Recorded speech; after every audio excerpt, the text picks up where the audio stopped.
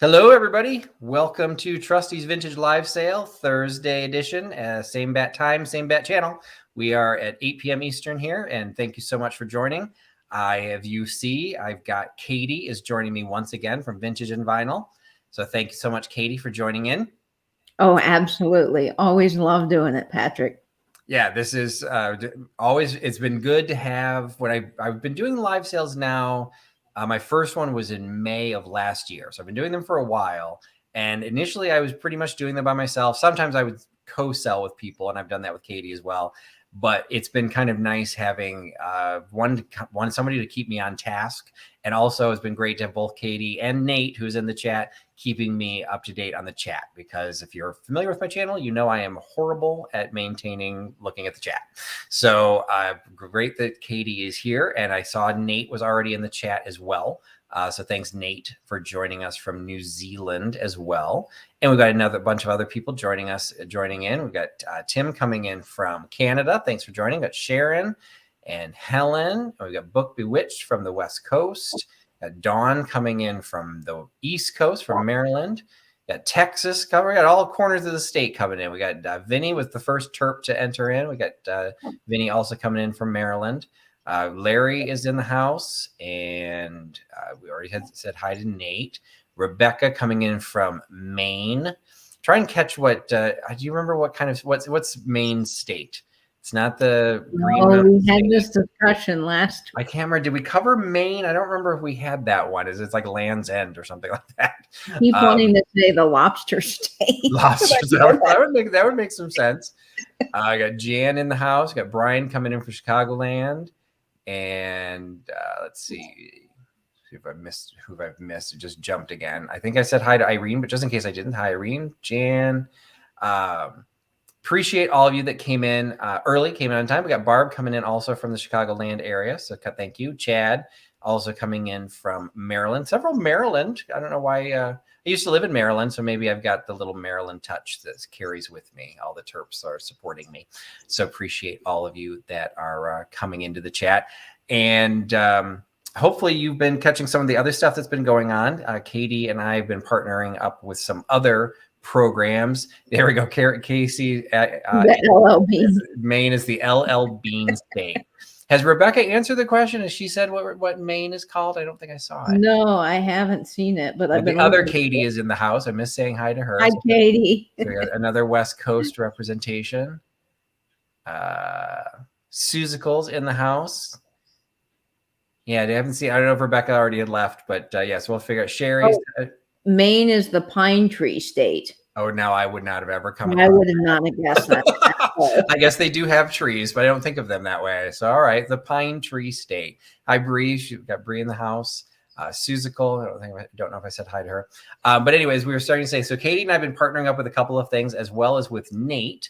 So if you've missed it so far this week, we've had a couple of programs that were going on. Last night, Katie and I kicked off a new series that we're doing. We are combining the Trusty's Vintage Deep Dives, which I used to have once or twice a month on Sundays, with Katie's Show and Tells, which she was doing every Wednesday, and we're merging them into a duo dive. So we had our first one last night. So if you missed that, it was on Katie's channel. Go back into Vintage and Vinyl. You can check that. First interview was actually her interviewing me with my collection of punch boards. So that was where we kicked off duo dive. And then on Sunday, this past Sunday, we kicked off the newest programming, the Tales from the Triptych, which involves Katie, myself, and Nate. And that was, I hosted that one. So that's actually on this channel. So you can go back and find that. But that one was a exploration of Cambridge glass. So coming up, the next Tales from the Triptych will be this coming Sunday. Katie is hosting that one. So what's the topic for this coming Sunday, Katie? Oh, I'm very excited about this Sunday because we're talking all about Petroliana and more specifically vintage oil cans. So get ready for some fantastic graphic, folks. And you want to tune in to that Sunday at 8 o'clock. It will be Patrick, myself, and Soul Nate from the chats joining us for a very fun and informative presentation. And we're putting everyone to the test. Now you not only have to figure out how to spell triptych, you have to figure out how to spell Petroliana. Yep. So we're going to be educating everyone. So we got another Southerner coming in. We got Tammy Renee Walker in the house, and I saw a couple people come in. So Kat came in from Calypso Antiques. I can't remember if I said hi to Lynn. We got another Chicagoland. Wait, just jumped. A Jeannie coming, Chicago lady has come in. And Melody came in from Keystone State, so she's representing Pennsylvania tonight. Maybe Halem is in the vicinity. So hi to Halem and Melody. So thanks all of you for joining in. Most of the names I think I've said, most of you have recognized, so probably nothing new. If you are new to my channel and not chatting, that's fine. Welcome to you as well. You are an honorary Huckster Heckler, and welcome, and feel free to join in the chat anytime you'd like. If you are interested in purchasing this evening, my sales run pretty much like all the others, with the biggest exception, I don't do offer ups. So everything will be purchased at the price I give you. And I will show you the item. I will give you the price. I will tell you the number. The first person that Nate sees in his chat in New Zealand, the first person he sees is the person who will claim that item. If you've never purchased from me before, just make sure you send me an email at the address on my email or on the screen. So I know where you are, because prices don't include shipping. So I need to invoice you for the shipping costs. And even though I can see you and I can click on you and I can say hi, after the sale, I have no way to actually reach out to you if you don't reach out to me first. So a lot of people don't realize that. So just make sure, if you've any buyer, any sale, if you've never bought from them, go ahead and send them an email, because it does help us out quite a bit. So before I start things out, I mention always that I do not do offer ups on my channel, but I do have an eBay channel or an eBay store. And that to me is a place to do offer ups, so they can just kind of operate all on their own. And the current offer, or a current eBay item that I've got going this week, which will end in 1 hour, well, actually technically 54 minutes, is this 1892 Illustrated London News issue, highlighting, well, maybe highlighting is a little bit strong of a word, but covering the late Duke of Clarence and Avondale, his funeral. And thanks to showing this last week, some people helped me do some research on it. The Duke of Clarence was the second born son from Queen Victoria. So he was second in line for the throne. So it was kind of a big deal when he passed away, because, you can see, obviously wasn't all that old.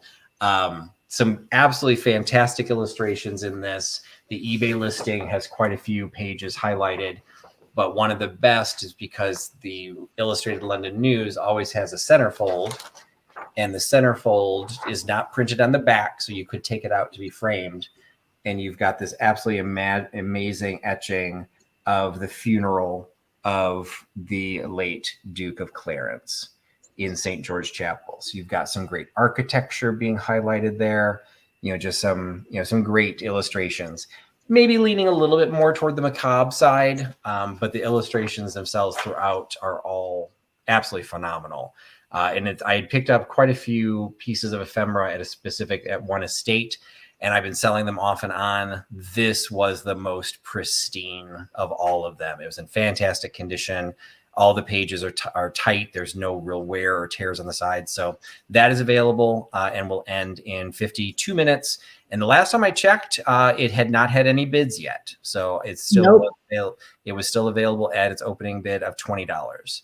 So that is available. And if anybody buys that, and as well as anything else tonight, they all get combined for shipping. I have no problem combining across eBay. So keep that in mind. A couple new people coming in. We also have Classic Old Soul joining Tammy. So thanks so much coming in. Oh, and Halem is in the house. And we've got Nate. Nate must be talking about New Zealand takes the pandemic very seriously, and they are in another lockdown right now. So we're always thinking of Nate, and Nate is discovering the joys, or not that he's discovering them. He already knew the joys of eBay. You can spend a lot of money even when you're locked down. So Nate is adding to his collections. Mary's in the house from Ancestral Beginnings. What's that, Katie? I said Nate's been getting some really cool stuff on eBay recently. So yeah, if you don't follow Nate, follow his Instagram and his YouTube channel. He's not as active on YouTube. Trying to encourage him to do more. But he's definitely active on Instagram, and he has one of the best, most curated Instagram collections. He takes beautiful photographs, and he just has some amazing items that he showcases. So definitely follow him. And on drop your link, Nate, because it's not Soul Nate. I can't remember now. Do you remember his name on Instagram, Katie? Is it Nathaniel? I think it is Soul Nate now. Is it still Soul Nate? I think it is. It was Nathaniel 1969, but I think it's Soul Nate now. So It Nate, could be. Nate can drop his link in the chat. So definitely you want to take care And take a look at those. And I see Nate saying that the Duke of Clarence was Victoria's grandson, eldest child of the grandson. Princess of Wales, therefore second in line to the throne. Oh, okay. So it was the son of the prince. I knew he was second in line, so I thought it was the second born, but that makes sense. He must have gotten married and that was his. So yeah, he was definitely younger in 1892. He died young. There we go. So yeah, so it does still seem to be under Soul Nate. So, or it is under Soul Nate. So very good. So follow Nate. He did some purchases that I know about, and he just received one of the shipments today. So hopefully we can pressure him into posting that pretty soon. And so watching Nate. And then we've got Mr. L Page, got Randy in house. So we did have the chat on Sunday where everyone got to hear Nate's voice. So everyone loved Nate's voice. So, and we love Nate himself. So great to yes, Nate is awesome. And he will be joining us again on Sunday. And so Katie's hosting this coming Sunday's show, and then Nate will host the next one. So definitely make sure you're subscribed. Make sure you're signing up for notifications, because the triptych as well as Duo Dive will bounce back and forth between different channels depending on what's being hosted. So a few more people have joined in. We've got Sandra Kay is joining us. Sandy's joining us. Debbie is joining us. I think I said hi to Bree. Oh, Sean's in the house. Hey, Sean, thanks for joining. Sean's going to be jonesing for the Francoma that I promoted. Let's see. I think I said hi to Lynn, but just in case I didn't. So thanks so much for all of you for joining us. Always appreciate the time that you are giving to my channel, and I will go ahead and get started. So as I went through the whole thing, it's no offer ups. I will tell you the number with one exception, the mystery boxes. So I will start out the sale with a mystery box. And as I've been doing the last couple of weeks, we're starting out with 2 mystery boxes. So for those of you new to my channel, you're wondering why I'm holding MaxiPad. There is a backstory to this. I won't bore you with it, but just know you will get a vintage MaxiPad in every mystery box you buy from me. So what I do on the mystery boxes, because they've been so popular, always a shout out to Fatbird Finds. Make sure you're following them as well. They introduced the concept of including mystery boxes in their live sales. And I liked what they were doing. They put them at a low price. They're only $15. I will always put around $25 to $30 worth of merchandise in there. They are custom built based on where I'm shipping. So if you're local, you might get a heavier box. Barb Lee is in the chat. I think she's gotten the heaviest one.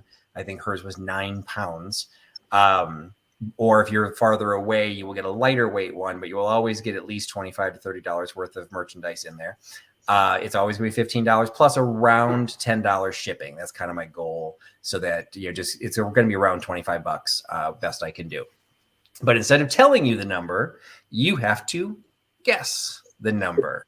So in this particular one, I'm going to tell you all these. I will give you the range when we're doing the mystery boxes, and you can guess multiple times. Put in a number, hit enter. Put in another number, hit enter. You can type as fast as you want. You can make as many entries. I do have 2 of these available, so the first 2 people that give the proper number will actually claim the mystery box. And the first mystery box for the evening, the number falls between 20 and 30. So between 20 and 30 is this mystery box. So the first 2 people that give the proper number will, between 20 and 30, Sean seems to be on the wrong home row. So Sean, you may need to refresh. Yeah, Sean got a head start, but he had the wrong range. So good luck, Sean. There we go. Sean's back into the 20s. So between 20 and 30. I already see it. I've seen it now twice. So now at least 2 people have guessed it, and now we have to wait for Nate to tell us who the first 2 people were. Because if you look, if you're new, just realize in many cases you'll see yourself first. Usually if you refresh your chat, you'll see what we're all seeing, but they're all coming in at the same time stamp. So that's why we wait for Nate to see what Nate has spoken, and he says that Nate has spoken. So the number was 22, and it goes to Lemmy Lemon and Sandra K. And Sandra K. I'm I love pretty your sure name. Lemmy Lemon has received one before. I can't remember if Sandra's gotten one before. So I'm always excited when people get more than when they come back to get another one, because I hope people like my mystery boxes, but you never know. So for those of you who've got mystery boxes, I would love to hear from you. And if you liked what you got or what your favorite item was, always look forward to that kind of stuff. Katie, you've gotten a couple. You've got at least, I think you got at least one mystery box from me. Trying I to have. remember. I can't remember if you bought it or somebody gifted it to you. I think somebody gifted you a mystery box one time, and Yes, it was a gift. and I honestly don't remember what I put in there for you. I don't remember what would have been your favorite item from that. I'm sure you don't remember. Oh, Patrick nailed it. And one of my favorite things is still on my dresser. I see it every day, and it's a little hairspring container, but it's got a rusty, crusty Florida lid. So it's the coolest thing. And I love that. So Patrick did such a good job with his mystery boxes. And of course, the maxi pads are fun. I have two of the maxi pads in my vintage contractor's box that Patrick sent me, which is right there. So that's very fun. Your contractor first aid kit has to have maxi pads in it. You know? Yes, it does. Oh, and Sandra K is sharing. She's a virgin. We're going to go with that as a mystery box virgin. So congratulations, Sandra K, for picking that up. And so Lemmy did get. So she did get the maxi pad. So you will each get the maxi pad. And for those of you who've received the mint in box maxi pads before, if you upon your request, I can autograph it. I can't really get it to Katie to autograph. We don't live in the same state, but you never know what we can do. So, Tammy said they loved hers. Oh, and I do remember. I actually found an old. It was all new old stock, and I probably found like 5 or 6 of these fairly decent sized the Three Bears books, and they just had beautiful illustrations on them. I think they were probably from the 70s. They were. I would be able to pick up the whole set for relatively inexpensive. And it was a great lightweight item, because that's the hard thing with the mystery boxes. That's why I will just say, not that it makes any difference, but what the box that Barb Lee got, whether she appreciated it all or not, hers was worth way more than $30 because it was one of those cases where I'm like, ooh, I can send £9. And I just kept sending stuff in there because I basically, I build the boxes based on my cost, not on what is the value of the items. So in some cases, people will get maybe a couple fewer things, but they're maybe a little bit more valuable. But I always try and put multiple little things in there, so it's more fun to open. And a couple of people have done unboxing videos. I love watching those because sometimes it's hard to hide if you don't like something. So I can see what was popular, what was not. Deb said that she's gotten 2 of them and that she's loved hers. So that's great. I do appreciate Melody's. I know Melody's gotten some. There are a couple of things. Sometimes if I know you well enough, I'll try and find something that I think you'll specifically like. And so in some cases people get a little bit lucky. Oh, there Barb says she's like, hers was amazing.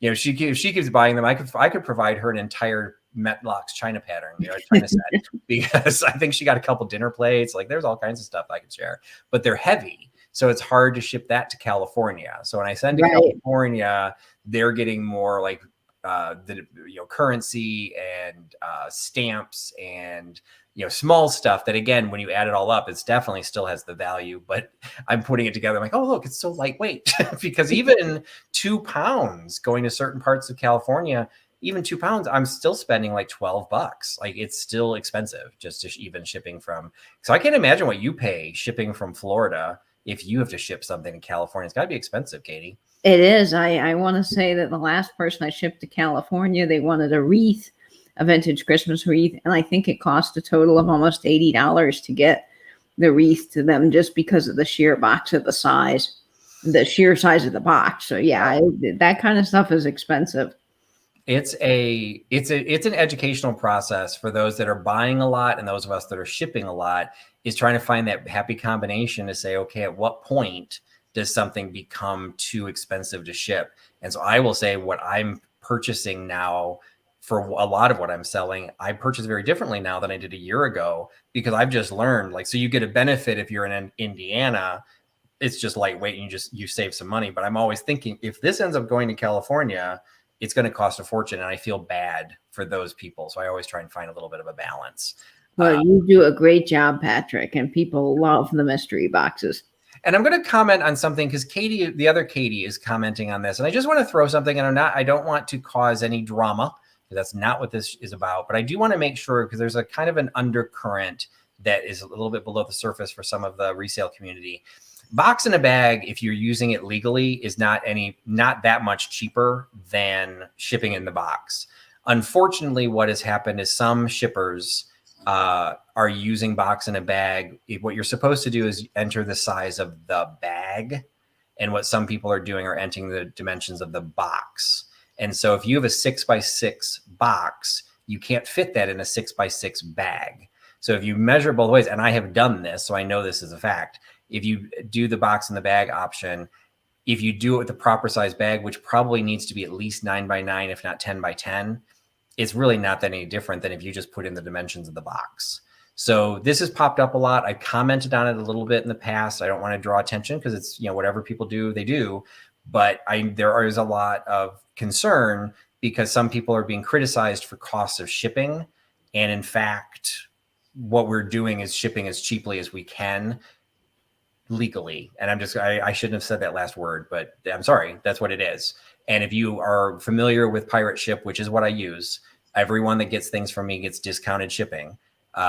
If you're familiar with it, you can do the test yourself and you'll recognize that that's where the discounts come in. So I just throw that in there. I know you're meaning well, Katie, the other Katie, and you're 100% true. But actually, if you take a box and put in the cost and then put in a box in a bag and put in the cost, it's marginal. And considering those bags sometimes can cost $1, depending on what kind of bag you're putting it in, there's definitely no benefit. So that's been my experience. People might have a different opinion. That's not what this is for, but just going to say, and people in California usually recognize the shipping is going to be more. And at least from Chicago, it's not horrible. But if you're buying from California or buying from Florida, yeah, it's Katie's going to do her best. I know she's going to do her best. I've helped her do her best to make sure we can get it. It's just going to be expensive. It's all about zones. It's odd. I can ship to Pennsylvania cheaper than I can ship to Tennessee just because the way the zones are cut, like it's all about zones. So it's all math, and it's an excellent tool. Pirate Ship is a fantastic thing. But if somebody doesn't use Pirate Ship, that doesn't make them a bad person either. It's all just finding the right sellers. There's so many people to buy from. I want you to like me, but I'm also just going to be like, this is the way I am. And I'm always going to be upfront and tell you what you're doing. And I will tell you, there's been times I've made a mistake on shipping and I've actually lost money because I'll do an estimate and then find out, oops, it didn't fit in that size box. And now I have to move it to a bigger box, but we all survive. We've all done that. Where you get it happens. I didn't mean to spend that much time on it, and it doesn't. Yep. So, and like Sean is newer than I am, but he's also commenting on the box in the bag because it's one of those. I use bags a lot because a padded mailer is typically considered the same rate as a box in a bag. And so I've used that, but in Pirate Ship, it's not like it's a separate thing. So it's sometimes hard to learn, and I'm learning from people all the time. One of the biggest things, and I shared this on whose channel was it? I want to say it was Danny. She was kind of doing a primer on how to do shipping and different things, and she was talking about the differences of dimensional shipping. And she was talking a lot about the 12 by 12 by 12 or the dimensional 36, which is extremely important. But even she didn't realize, and I discovered this by accident because I do ship a lot to California, it is cheaper in one case by $10.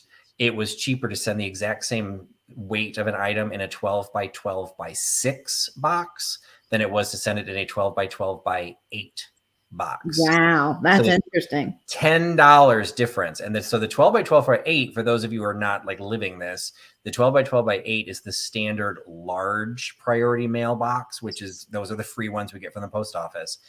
So those are fairly popular. I happen to also have 12 by 12 by 6 because I do plates and things a little bit lower. I'd pick those up. And I hadn't really been maintaining them, but at one point I was trying to save money and I was trying to figure out how the box had gotten to be 5 or 6 pounds, and I put it in 12 by 12 by 8, and I want to say it was $25 or $26. And then I just you know what, I could probably cut it down a little bit because it wasn't full. And I'm like, well, if I cut it down and I just happen to put in like, what happens if I knocked it down to 6, which was another box size I had, it literally dropped to like $14. It was a major difference. And so I mentioned that, and Danny didn't even realize that. And she ships probably more than, Katie and I put together. So it's like, sometimes you just don't know what you don't know. And so it's always good to share. And it's always good to discuss. There's no reason to hide anything. And if you ever have a question about the shipping costs that you're being charged, ask the seller. I will share everything. I will tell you exactly what it's based on. And, again, most of us are going to do our best to keep it cheap because we want you to come back. I don't know any sellers, and I don't think it would exist. I know there's a lot of sellers in the chat. None of us are going to try and make money off of freight. Like, that's a very short-term goal, because you're going to figure out what we're doing, and then you're just going to stop buying from us. And I would much rather have you repeat buy and keep coming back, because it's easier to keep a customer happy than it is to find a new customer. So, all right. Sorry for the 83 of you that are watching that are just bored out of your mind for most of that. So I apologize. We're all learning about shipping, and that's kind of a good. Yes, that's not what this is for, but hopefully you learned a little bit. So anyway, so a few more people came in. I think Chrissy's Corners, I don't think I said hi to. Chrissy's Corners, Celeste, I don't think I said hi to. Oh, I missed Angela. So dear Angela's in here. Nancy, I didn't say hi to. So Susan's here somewhere. I don't see her, but there she is. Hi, Susan. So I apologize for those that came in and I missed. I try and do good with that, but I don't. So moving on, finally, to the next item.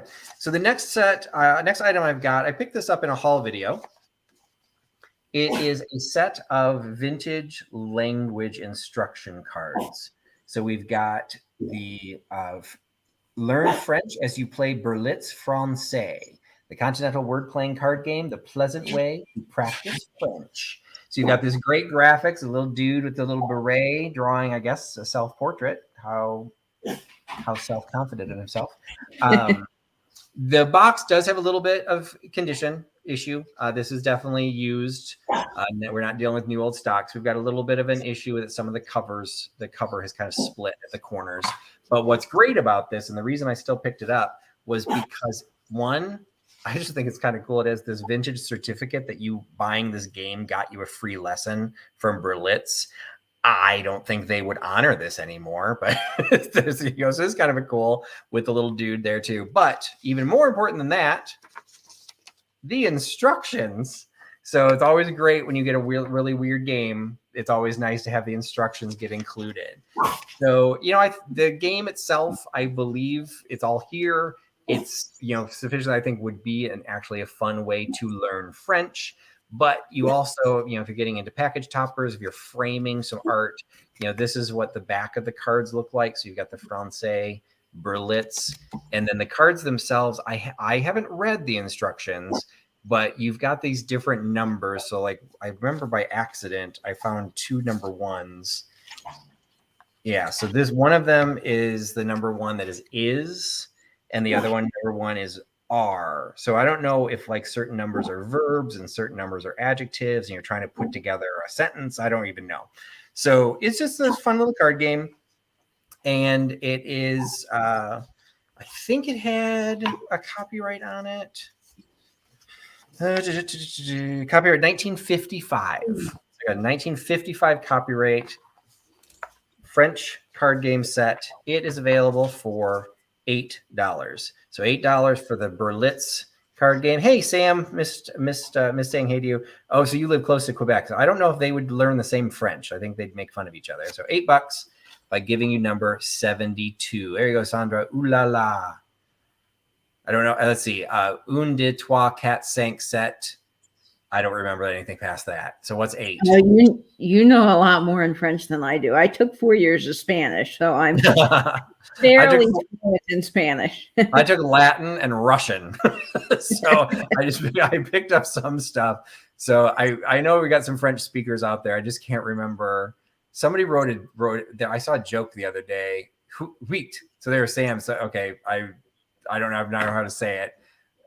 Chrissy being so helpful. Ocho. So yeah, I don't know which one's pronounced. Which one said spelled correctly, HIUT, or got Sam doing HUIT. But we've got French just being bad. So people are probably yelling, swearing at me now, and I don't know. So I did do Russian. I don't remember much of my Russian. Let's see, can I count in Russian? Раз, два, три, четыре, пять, шесть, семь, восемь, девять, десять. Hey, I counted to 10 in Russian. I haven't done that in years. Oh, that's fantastic. I used to know the whole Spanish alphabet. And I can tell you that yo hablo un poquito español. I speak a little Spanish. There you go. I did visit. I visited when it was still the Soviet Union, but I did visit the Soviet Union, and like the most used phrase I have was "Ya ni pan de mayo," which is "I do not understand." it's like we be done. I just do not understand. And I see Jennifer Miller wanting to learn some French and get some great graphics as well. So great job, Jennifer. Excellent. Thank you, Jennifer, for picking that up. All right. Well, we're going to jump the border. We're going to go from France into Germany. I don't have the Huckster helper with me, so she's my fluent German speaker, my daughter, but this is something that Nate. I hold myself solely responsible for developing Nate's newest obsession. You're welcome. Of German inflation currency called Notgeld. And I really was starting to learn from my daughter because I really didn't know anything about it. So the crash course of inflation currency is it was issued in between World War I and World War II. So the Weimar Republic. And what was happening immediately after World War I was there were so heavy, the war reparations and the punishments that were being put onto Germany as a result of World War I were so crippling. The German government really just started printing more money to have money to be able to spend. And so they created inflation, but it actually started creating hyperinflation. So it's actually a term, hyperinflation. I never knew that. And what they were doing was, as the years progressed past World War I, inflation just kept getting worse and worse. And so they had to things started getting really expensive. So I posted this in my Instagram, on my Instagram channel. Huck is very interested in what I'm talking about. I posted this in my Instagram channel, and I'm looking it up really quick because I can't remember the numbers. But what it was in 1922, a loaf of bread cost 163 marks. In September of 1923, so basically the next year, a loaf of bread cost 1.5 million marks. So in 1 year, it went from 163 marks, which is their equivalent of the dollar, 163 marks up to 1.5 million. So what I have is the hyperinflation currency. So the first piece I have, let's go do these in order. So the first piece I have, these are all dated. This is from the beginning of 1923. So this was an inflation was just starting to get out of control. They started issuing this mark, which is, and you can see the regular numbers at the top. This was a 20,000 mark dollar. So this one was still printed on both sides, has all the German, and it says right on there when it was issued, because technically what this was you wouldn't go to the store to use this. You actually would give this to the bank to credit your account. They kind of were like little portable IOUs. So that one is the 20th of February, 1923 was when you could turn this in. After that, they went to, so, okay, I got to remember my German. 1, 2, 3, 4, 5, 6, 7, 8, 9, 10. So 1, 2, so 2. So this one, because it doesn't have the numbers written in, so this is 5 Millionen. This is 2 million. This was August of that same year. So you've got August 1923 is on here. So this was a 2 million mark. They weren't even printing on the back anymore. They were printing these so quickly. They lose the artistic aspect of them, but they suddenly become in my opinion, far more historically significant, because what I've curated here is like a little set.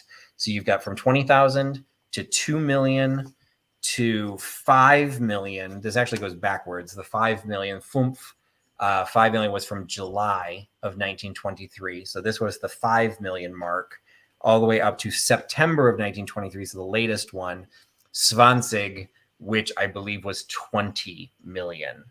So this was a 20 million mark. So I've got from 20,000 to 20 million marks all within the current course of a year, actually less than a year, from February to September. So unlike some of the other not gelt that I've sold, this has some kind of artistic, there's some coolness to it, but they don't have the really colorful illustrations, the really elaborate, wood cuts and things that they were doing. Because when they first started getting issued, they were only like for 5 or 10, like no one knew what was going to happen. And so some of the individual states were issuing them. So those are a little bit more collectible and a little bit more valuable. These are simpler.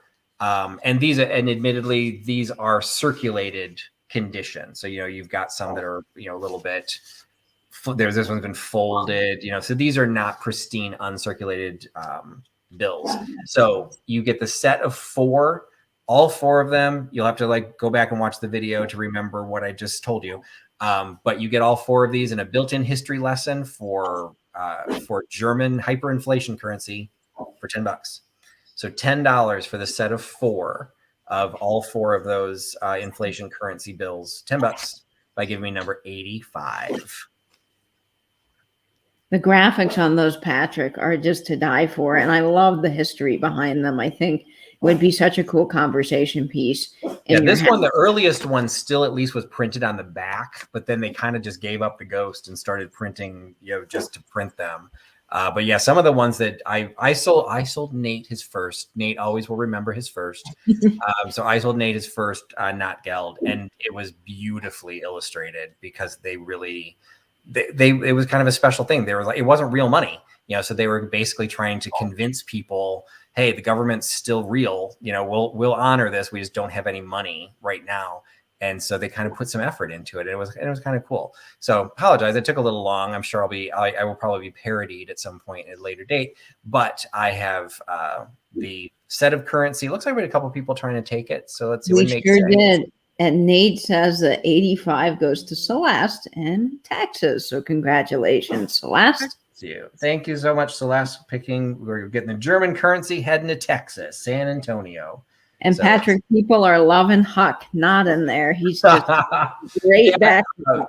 I missed it, but was it 2 nights ago, Katie, you had on your show, Katie hosted a Jeopardy vintage reseller Jeopardy edition, and Huck was one of the clues. So I felt guilty. I had Huck out for a while, so I felt so honored that Huck was one of the answers in Jeopardy that I wanted to make sure he got some airtime tonight. Well, he is being loved by many all over the globe. I pet Huck every night on my way to go upstairs to go to bed. He sits on the little pony wall on the way upstairs. I always give him a pet, and he nods he nods himself good night to me. All right, next item. So this was I had started building up a little bit of a collection in hopes of doing a deep dive with George on Treasure Craft, and George's schedule just never really worked out, so I wasn't able to schedule that. I may hopefully still do it some other time, but at this point, I need to clear some space. And so I had picked these up specifically because, and I should not have given the intro, because Katie, would you have recognized these as Treasure Craft? You're on mute. I wouldn't have at all. No, I never would have. Other pottery. Yeah, so these are very clearly marked. They've got the incised mark of Treasure Craft. I think these do put a little bit later in the realm of Treasure Craft. They don't have any of that wood graining. They don't have any of the tiki, the Hawaiian look that they kind of became known for, all those fun, the wild glazes that they did. These are very traditional candlesticks and candlestick holders with a tulip pattern on them. And the reason I got motivated to start clearing some of my storage is because when I hold something too long, it gets damaged. So these were in pristine condition when I bought them, and now there's a chip. So I'm going to sell them before I do any more damage. So I'm going to keep them as a pair because for some people, it's definitely something you want to have the pair, but this to me is damaged and I normally wouldn't sell it. So I decided to price it as if you're buying one. So you're buying one, you're getting the other one for free. So you get the pair of candlesticks for $5. So $5 for the pair of Treasure Craft candlesticks. And just to give some perspective, fingernail. It's not a huge chip, but it's right on the front, the stem of the flower. So, you might be able to touch it up with something, but I'm not doing that to Maybe you. some So, watercolor. yeah, I mean, it'd be an easy enough. I don't think anyone has green nail polish, but everyone talks about hiding stuff with nail polish. I'm not going to do that to you. I'm going to disclose that it has it. Normally, I just wouldn't have bought it, but because I did it, you get $5 is what one would be by itself. So you get both of them for $5 by giving me number 51, $5.51 for the pair of Treasure Craft candlesticks. And Celeste in Texas would like to send that gal to Nate as a gift. So thank Oh, you so much, Celeste. That's very kind. And I did not realize that those were Treasure Craft. I am totally enamored now. Because I just wouldn't have probably picked those up if I saw them sitting alone, thinking, they. and I don't remember what made me pick it up because it's not necessarily my style. It's a very high gloss glaze. I'm more of a bisque guy. So I don't remember if there might have been a sign in front of them saying Treasure Craft. Like, I don't even think I would have picked it up. So there was something that like, wait, what is that? And I specifically picked them up because it was so not Treasure Craft. I wanted to have something for a deep dive with George to be like, okay, everyone thinks they know Treasure Craft. What are these? And it didn't happen. And I just really don't want, this is real. Like, I don't want things to get more damaged. So I just threw away a postcard today because I stepped on it and it has a huge crease on it. So I can just throw it away. Yeah, that happens to me too. Yeah, it's just like I got it. I try and take really good care of my stuff, but the best thing I can do is get it in the hands of somebody else so they can really take care of it. And I see Suzical picking up number 51. Congratulations, Suzical. Thank you, Suzical. And I'm going to assume you want both, but if you do just want the perfect one, it'll save you a little bit in freight. But you do get both, so you can choose. So we had French, we had German. Now we're going to add Hungarian and New England into the mix. Wow, we got the whole world here. Because I have a set of cookbooks. So we have the French cookbook with 141 world-renowned French recipes, the Hungarian cookbook with 151 flavorful Hungarian recipes, and the New England cookbook, 191. We found more in New England than we found in Hungary. But, we've kind of got the same motif going on the cover. What does the New England chef or housemaker look like?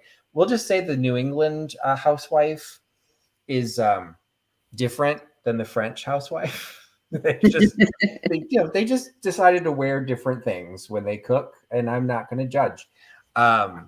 Vinny. So we've got the set of cookbooks. They obviously were all released at the same time. They were 50s, if I remember correctly. I don't think I found an actual. Yeah, 1956. What did you say, Nate? Katie? They look very 50s to me. Yeah, so they were 1956. I remember when I originally picked them up, I picked them up because, and this is just one of those little side things that I might turn into a project at some point. Look, it's a single-digit zip code. So what does that mean, Katie? That means that this dates this before 1963. Because 1963 is when they used 5-digit zip codes for the first time. And after 1948, because before then they didn't have zip codes at all. So what I found odd about this, not really odd, but what I found interesting about this one is I've never seen the number 1 in the Chicago zip code. Chicago is usually a 5 or a 6. So I need to figure out what a Chicago 1 zip code was, because I think they were it was still regions within Chicago, but I actually don't know. I just always look at the number, but I found that kind of interesting. So I had seen that and it's like, okay, well, they're between 48 and 63. I kind of like just what Katie picked up on graphic wise. You've got the images on the front and it's a wraparound. So you've got both, you've got a full cover that if you wanted to separate it, that'd be kind of cool to junk journal or frame, but there's also some illustrations inside that are just fantastic. You're going to do some herb stuffing and the birds are more worried about getting wet. Well, you're about to have something shoved up your backside. So I think getting wet is one of the less issue. Johnny Cakes. This is the New England cookbook. So this one's doing some, making Sam feel at home. I'm sure he's got one of those hats. And then, when his mustache gets long enough, he braids it like that in the back. So we've got the New England appeal. Hungarian, we've gone more native. Yes, we've got some still. I love that bowler hat, though. That's pretty cool. Yeah, and it does still have some images of the actual food as well. It's just not as many images of the food. Eggs, so that's almost looking Amish. And then the French, let's see, are they naked? No, they're not naked. So we got the French chefs. Look at Chef Boyardee, actually. Look at all their copper pots, though. Oh, there you go. Yeah, I got all the copper pots all highlighted there. Let's see, what is Katie gonna make next? Roast goose with prune stuffing. Ooh, that sounds pretty good compared to the Jell-O I've been eating. Well, and when I first looked at that, I'm like, are those Hostess cakes? Like, what are those along the edges? But no, those are not Hostess cupcakes. You've got Sacre Coeur out the window. So we're looking some pretty French, some French provincial. So it's a set of cool cookbooks. Hopefully, you want to make some things out of them. All from the 50s, all some great graphics, all great conversation pieces when people won't leave your kitchen. $8 for the set of 3. $8 for the set of 3 cookbooks by giving me number 96. $8.96 for the set of 3 cookbooks. Those are so fun, and the graphics on them are just amazing. But some of those old recipes can actually be pretty good. Now, I don't recommend Jell-O, but I do say that duck looks pretty delicious. Let's see. Let's find the New England one. Did New England do Jell-O? So Jell-O existed in the 50s. So let's see. Would that have been considered an appetizer or a dessert? Probably a dessert.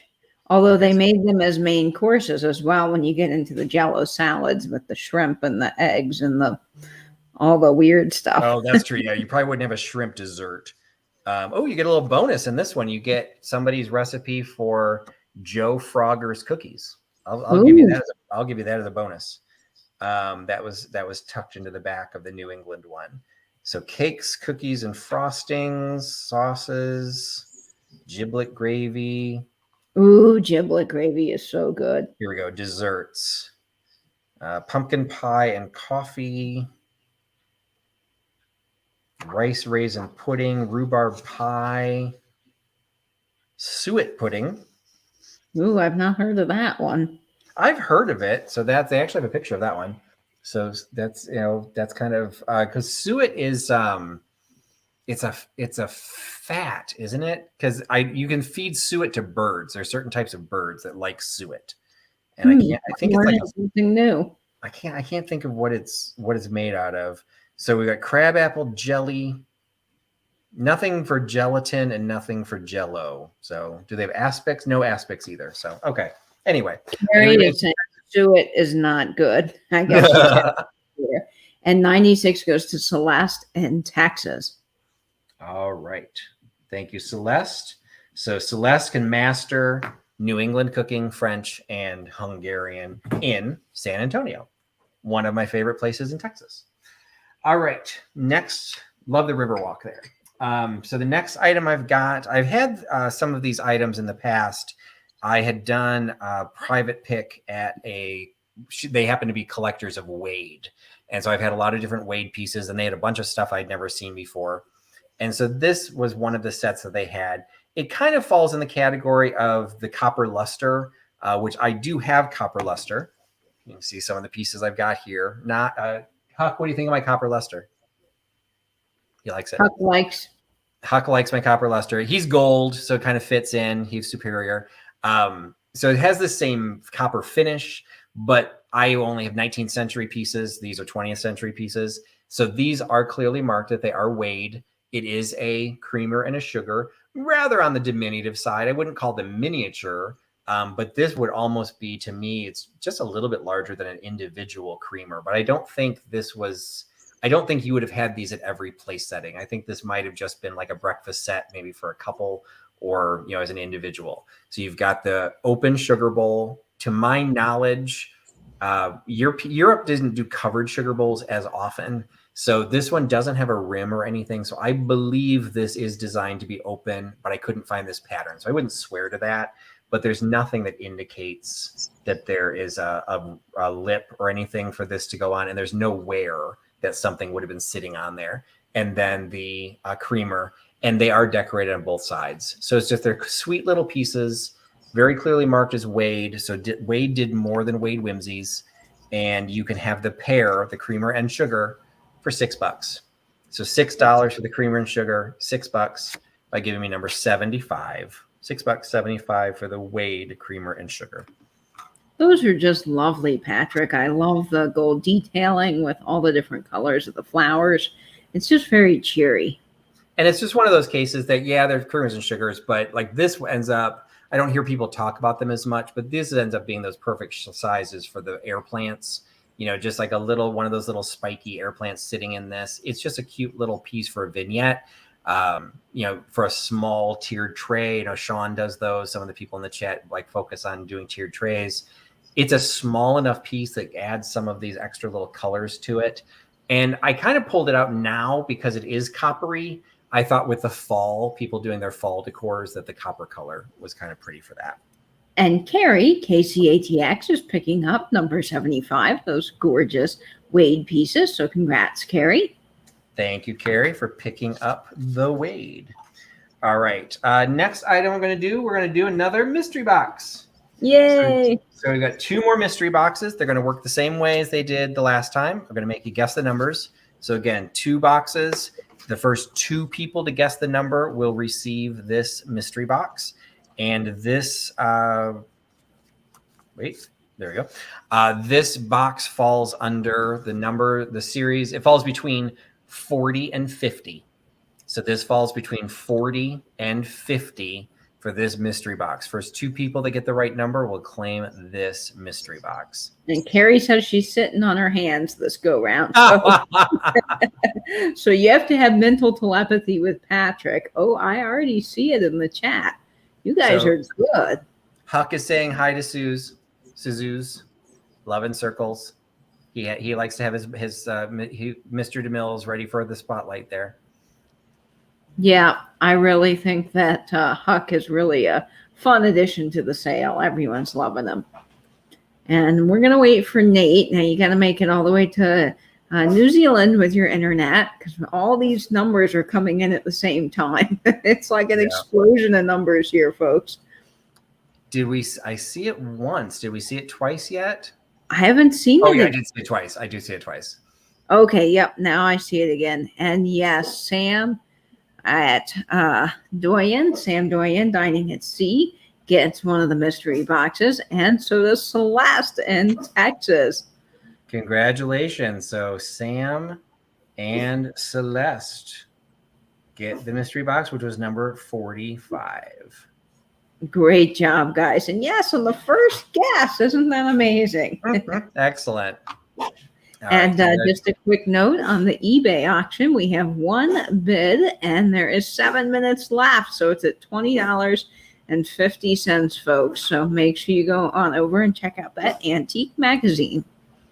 And just Nancy had a quick question. So the mystery boxes, no. So all of that I'm doing here this is all for me. I will be giving all of my time and all of my resources to the Dachshund group in November. So on Thursday, November 11th, will be the fundraiser. We will be doing the giveaways. We'll probably be selling mystery boxes. We might have multiple ways of getting those, but the grand prizes will be we will have multiple winners, and each winner for the mystery box grand prize will each get 5 mystery boxes. So I put out the call to the resellers to donate their mystery boxes. So, hopefully we'll get, I think last year we had 35 people participate. We ended up raising $3,500 for the Dachshund rescue. Our goal this year is $5,000. So, and we can do it. I think we can do it. I'm hoping everyone will participate. So yes, Thursday, November 11th will be the live sale. I will probably start putting some things into my eBay store prior to that, and I will mark them that proceeds all go to the charity, simply because from a logistics standpoint, if I sell everything in one night, first of all, the evening will run forever. And then I have to ship it all. And I'm doing that alone because I'm in Chicago and the charity is in Maryland. So they can't help me. So I will be doing all of this on my own. So I might start shipping things earlier. And I've had some pretty valuable items donated already. And I want to make sure that they get attention, and that they will go. Those will probably go up on my eBay store. So those will be in November. So all the mystery boxes, all about me right now. So no And apologies. Sean, yes, if you want to participate, go ahead and email Patrick. Yeah, anybody that's listening right now, if you want to participate, I had a couple of videos, but it's impossible to keep up with everyone's videos, so I get that.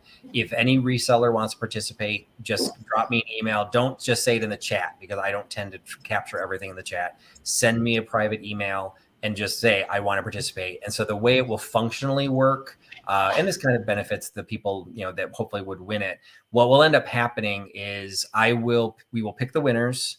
The money, we will be selling raffle tickets for the grand prize. So the charity will collect the money through their PayPal account. They will keep track of all the people buying the tickets. They will draw them. When they announce the winner, which will be announced on Thursday, November 11th, we will do it live. I will also live pull the 5 resellers you will get as your prize. So that way there's no question about how did they get grouped together. It's just going to be completely random. And, hopefully everyone will give great boxes, but so what'll end up happening is the resellers, they don't need to do anything until November 11th. And then after probably the 12th, I will send all the resellers the note saying, okay, your box is going to this winner, ship it directly to the winner. And the resellers are donating not only everything that they're putting in the box, they're donating the shipping going out. So I really appreciate the resellers doing that, because shipping, again, can get expensive. I'm hoping to get resellers in Canada and the UK this time, that maybe we can even do like a private box just to stay within the borders. So that's a goal. So spread the word. So there we go. Next item is another piece of ephemera. This one was not actually from the same place that I got all the other stuff, but this is like one of my favorite pieces that I've picked up. It is a patent guide. So it's patents, a book of facts every inventor should know. And on the back, it's kind of hard to see, but it's kind of like tone on tone. More than 80% of the industrial wealth of the United States is based directly or indirectly upon patents. And that statement was true as of this book, published in 1927. So we've got a 1927 patent guide with a foreword. It was issued by a law firm. The law firm was Munn and Company. So that was their office in New York City in 1927. And it goes into the details. What will a patent cost you? And there's some fantastic period photographs, how to pay. There is why get a patent, what the inventor does, what our office does. Because again, remember, this is like an advertisement for the law firm, but it includes some of the drawings of patents. So you've got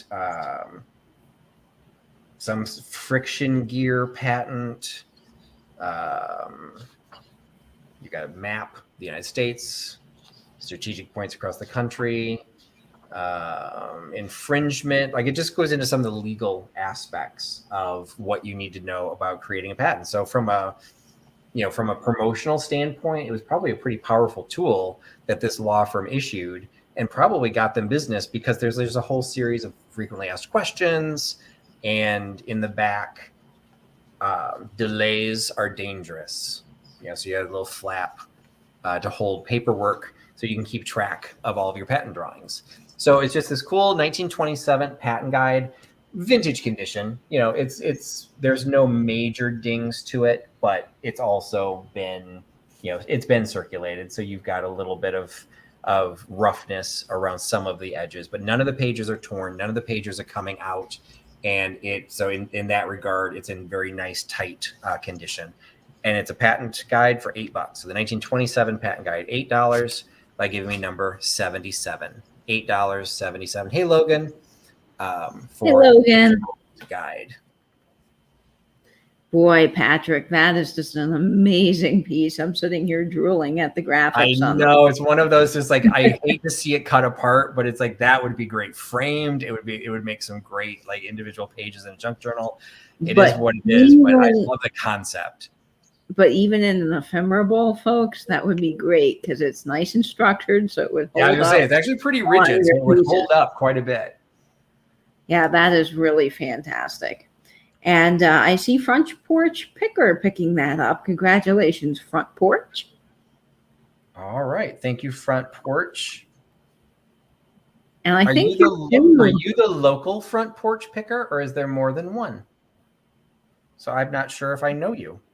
So just make sure you send me an email, because I do know a Front Porch Picker, but I just don't know if you're the same one. So if you are, hi. And even if you're not, hi, thanks for joining. I'm sorry, what were you saying, Katie? I was just saying, I think that you're new to us, so do make sure that you send us an email so that we can get your invoice out to you and your item on its way. There you go. All right, next item. This was something I had on Katie's channel probably about 2 months ago. I did when she was doing show and tells. It wasn't a collection that I had built personally. It was a collection that I had picked up specifically to resell. Okay, so you are a different Front Porch Picker. No worries. I love Nashville. But there's a Front Porch Picker who's local as well that I've worked with. She and I had shop fronts next to each other. And she doesn't normally join the sales. So I would have been pleased if she had been, but I was also a little thrown.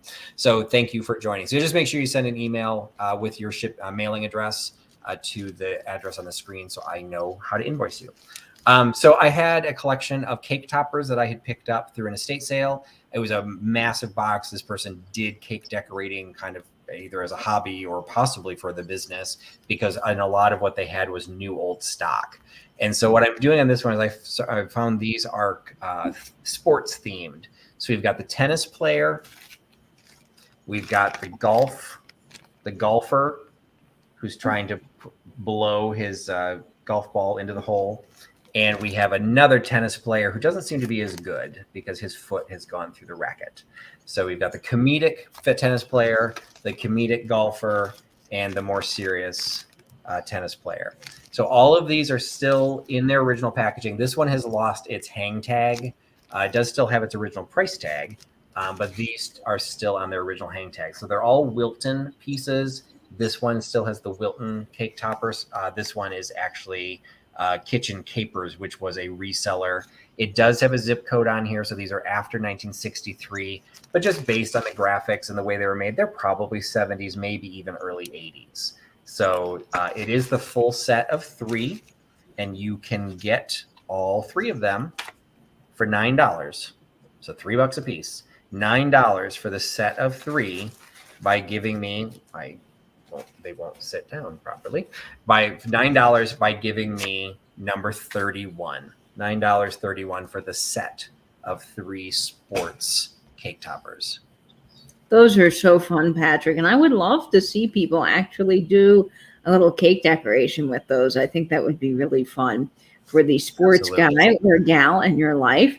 Now, Patrick, the eBay auction did just end, and I think somebody got that amazing magazine. So I'm interested to see who won it. Yes, so I did get the notification. So it did go for, the final price was $23.50. And let's see if it's anybody that is in the chat. Let's see.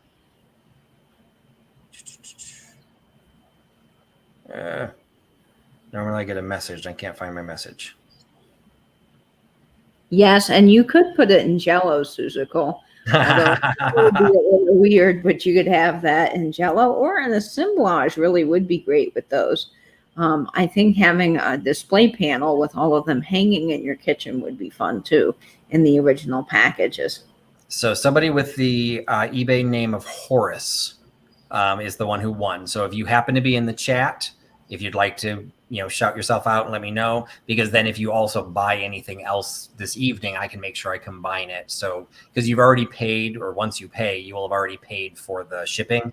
Most likely I can combine, and you may not owe anything more for the shipping. So look like we had no takers on the cake toppers. So we'll set that back there in case we've got anybody looking for later. I need to change my video or my camera angle a little bit because I can't get both Huck and the ledge of my of my items in the same picture. So yes, so congratulations to Horace, and just let me know if anyone, and if you see that name, Katie, just make sure I make a note on that. I sure will, and I don't. But what is the next eBay item that's up for auction? Thank you for asking, because I almost forgot to show it. So what just went live and will end in 1 week from now is an item from my personal collection. It is one of my figural flower frogs with the original float bowl. So this is a Schweigmuller, a German pressed glass, 1930s deco woman. Sorry, Vinny, she is partially clothed, but those do kind of look like bare breasts. So you've got this very elegantly draped figure. I loved her belt. As a flower frog. So this is a collection of mine. We will be doing a duo dive with a specialist in flower frogs coming up next month. But this is literally from my personal collection. This has been on display on my own shelving unit. And the only reason I'm getting rid of it is my overall theory of my collections is my collections fill a specific space. And once I run out of space, I improve quality over quantity. And although she is the highest quality of most of the pieces that I have, the color doesn't work with my decor. So she was sitting on a glass and gold shelving unit up against a burgundy wall surrounded by amber, pink, and peach glass. She stuck out like a bruise. So as beautiful as she is, I didn't want to relegate her into a corner or relegate her to some, hidden area. So this one is going to get a new life in someone else's home. So it is Schweigmuller. It has never been reproduced. It is absolutely a 30s piece. The piece is in fantastic condition for everything that shows.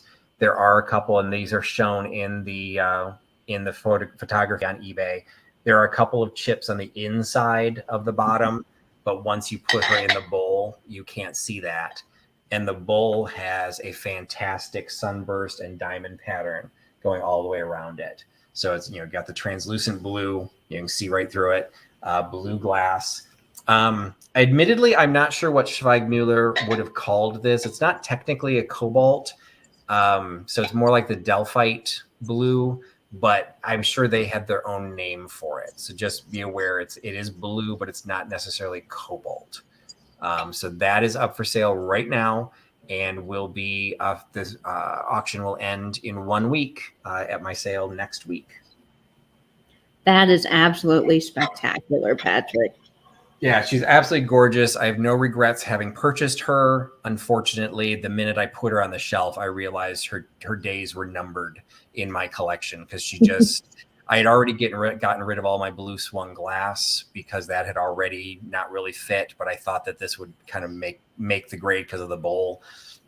It's still beautiful. I've run out of room, so I've had to kind of clear up the collection, and somebody had to go. So Miss Schweigmuller is on her way out the door.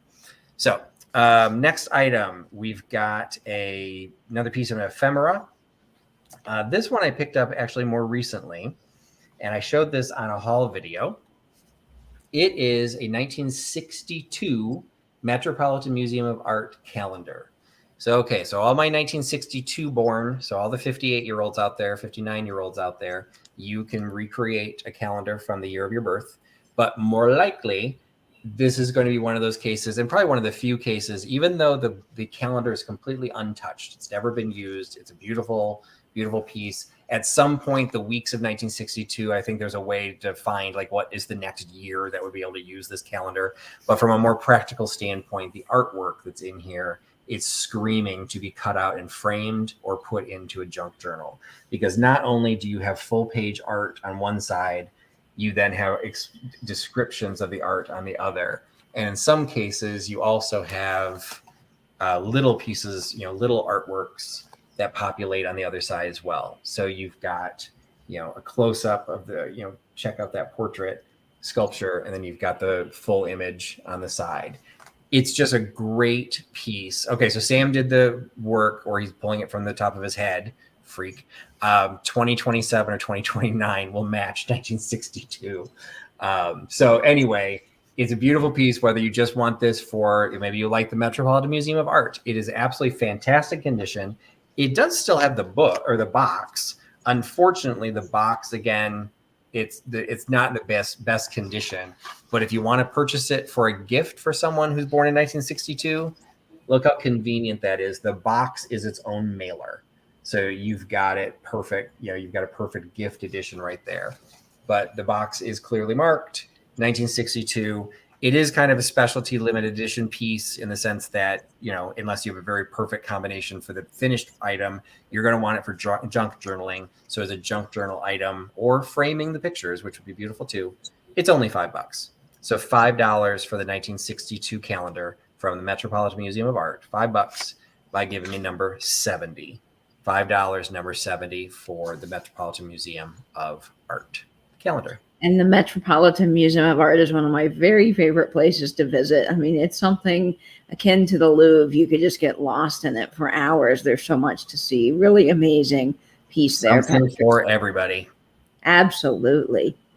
All right. Next item is, I showed this in one of my Instagram posts.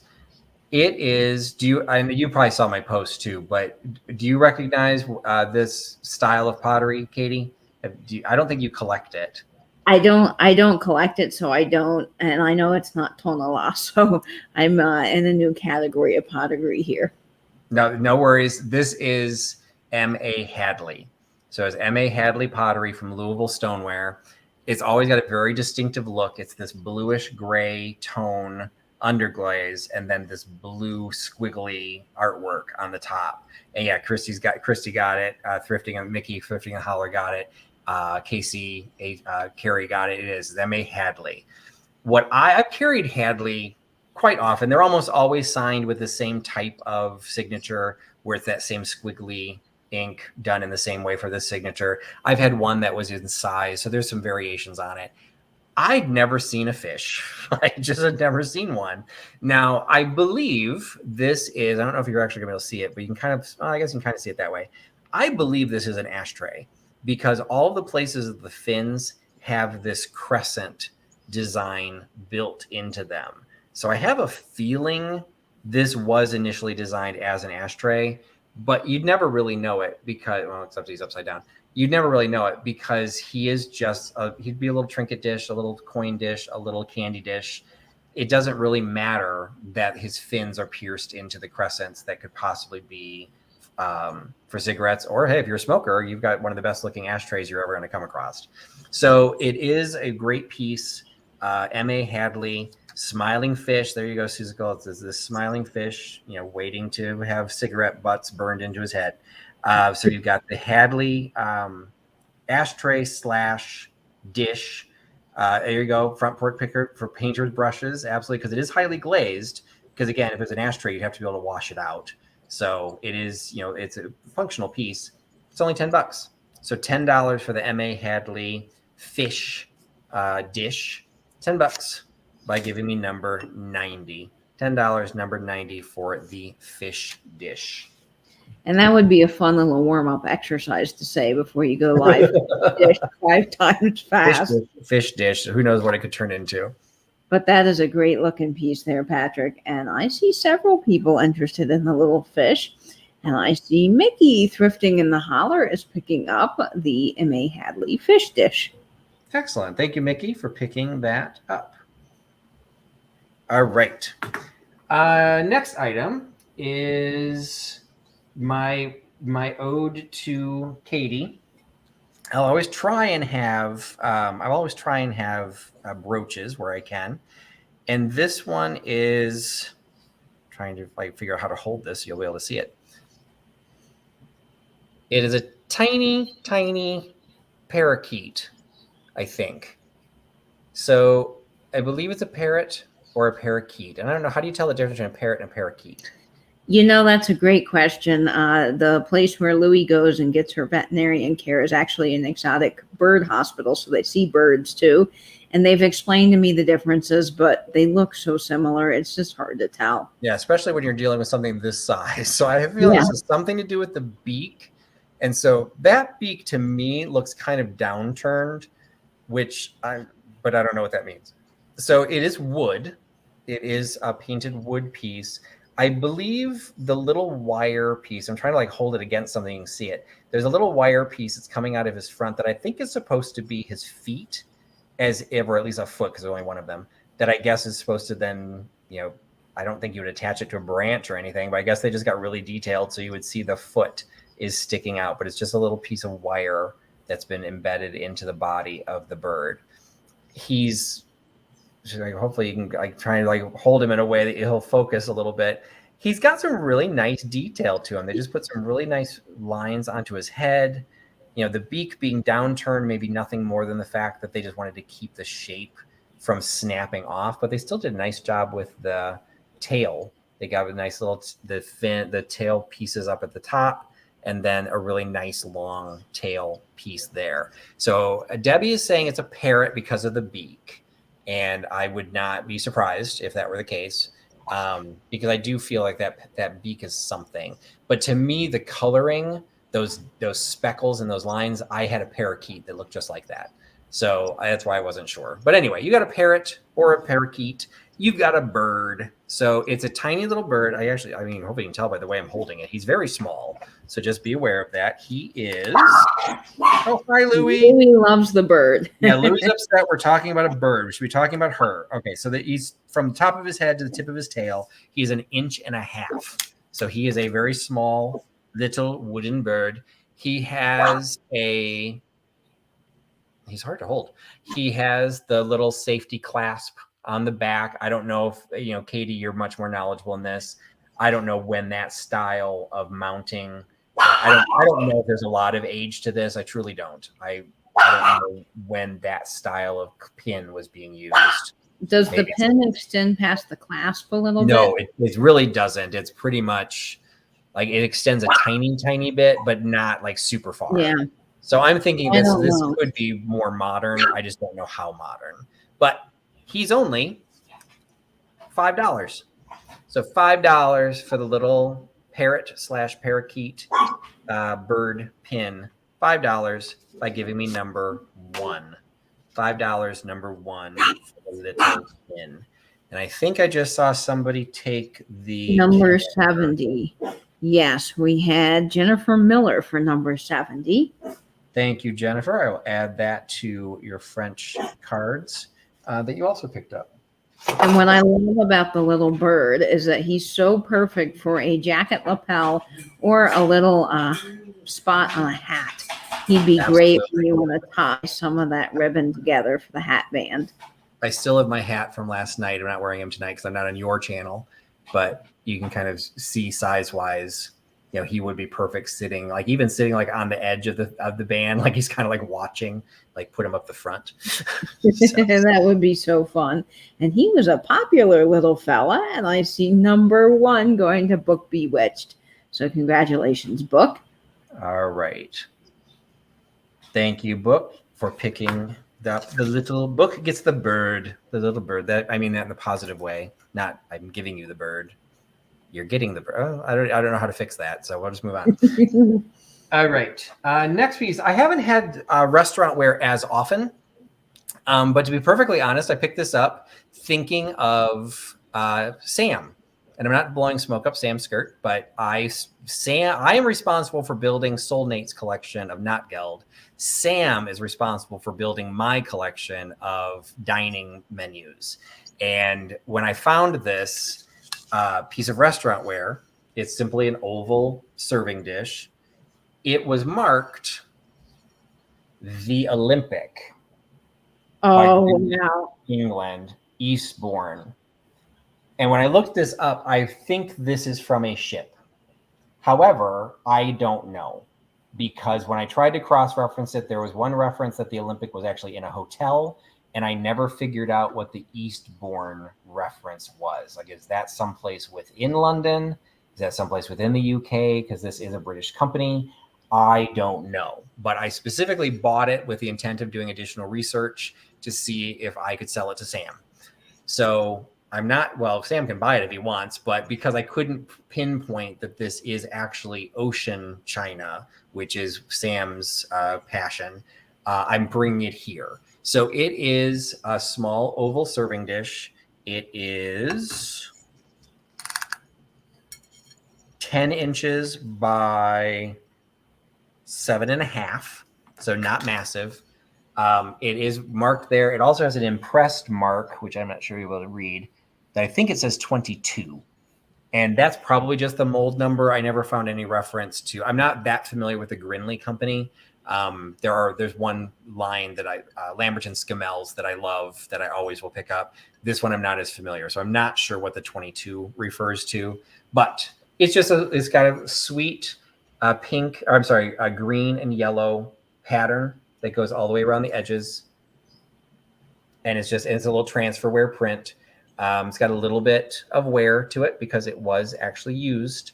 But it's a nice piece of sturdy restaurant wear china. But because it's not too big, it's not that heavy. So it really won't cost that much to ship. And it's only $6. So $6 for the Olympic china, $6 by giving me number 21. $6.21 for the little oval serving dish for the Olympic. That is a really neat piece, Patrick, and it would be a great little deep dive on your own to see if you can find out any more. Maybe there's a specific collector's museum for this kind of thing. There's a lot of references, a lot of online references. And so I did find quite a few. It just never got specific of where that pattern got sold. I've talked to Barb from Winking Owl Antique. So she collects china, but not specifically ocean china. So she wasn't familiar with it or what the reference to the Olympic would have been.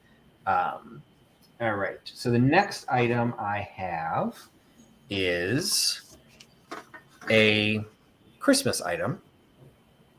It is Christmas Around the World, 1986. I'm trying to open it.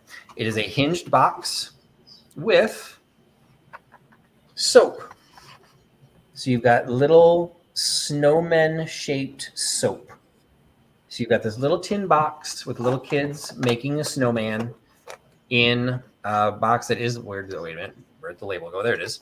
Where the side of the box is printed Christmas Around the World, 1986, made in Hong Kong.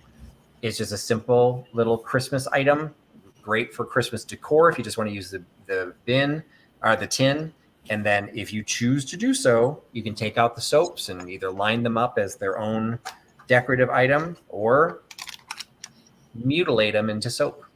So I've stopped shipping candles during the summer because the heat just destroys everything, but I can ship soap. So no, it is not chocolate because, to be perfectly honest, Carrie, it reeks. And chocolate would not smell bad. Chocolate would. If it was chocolate, I'd be selling an empty box. To be perfectly honest, they're like, yep, yeah, here's a great box. It never had anything in it. I didn't eat it. I really didn't. No, it is soap. All four of them are identical.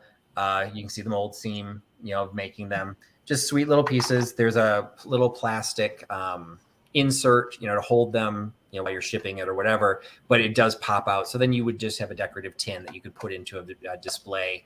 But it's kind of like 5 displays in one because it allows you, if you don't use the soap, you could put the little snowmen, in all these different places. So it is a 1986 tin with 1986 soap, and it is available for $5. $5 for the little soap tin, $5 by giving me number 49. $5.49 for the little soap in a tin. You got a bunch of little frosties there, folks, that you can do some fun things with. Absolutely. It will be a fun little vignette. And, I see Karen Dondling her picking up number 49.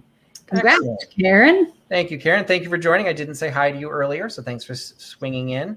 I appreciate you joining the sale. And a couple of new people came in, all in the Attic Treasures. Delbert's here. Proud American came in. Paloma and Brothers, Josie is here. Nettie came in. Leanne C. A whole bunch of people. Nancy Smith, I think, said hi too. So thanks everyone for jumping in and joining in the fun. Right. Next piece. If Sean is still here, I didn't mean to hold these on him, but I just got to a point where I could reach them. I'm going to show you two pieces, but I'm selling them individually, but I'm going to show them together because if you don't follow my Instagram, you would not have seen this. I have two pieces of Francoma. Now, if you're familiar with Francoma, you know that they have a fairly distinctive look. Sean made a comment when I posted on Instagram that he just loves Francoma. And it is one of those that once you get used to the pieces that they make, even if it's a new shape, you'll recognize the glaze and the style that they are made. And I'm holding one of them backwards. Hold on. The back of the vase is beautiful, but let's actually show the point of the goose on the front. So, Peterson says she collects Francoma. So thanks for joining, Michelle. So what this is, and for people that collect Francoma, they're aware of this. It basically gets down to you can actually start telling the age of some of the pieces because in many cases they made the same patterns for a really long period of time. But if you look at the bottom, you can see the smaller piece, the bottom of it looks very, very red. And if you look at this piece, the bottom of it looks very, very yellow. And the difference is when the company's been in production through most of the 20th century, when they started, they used the yellow clay. It was called the Ada clay. So when you're looking at individual pieces, Irene collects it too. Okay, and Crafty loves it. So people do. Francoma is a thing. Like there are people that collect it. It's not particularly rare. So some people get into specialty and subcategories, and that's why the older pieces are sometimes worth being on the lookout for, because this piece predates 1954. So this one is made of the Ada clay with the yellow appearance. This one with the reddish clay was made, it's the Sapulpa clay, which was red, and it changed a couple of times over the years, but it never went back to the yellow. So I show these side by side because basically this one is older than this one. So as you get people that are looking for, building their collection, they start getting into specialties like the glazes. And over the years, the glazes change. These are both prairie green, but you can see the way they're applied is very different.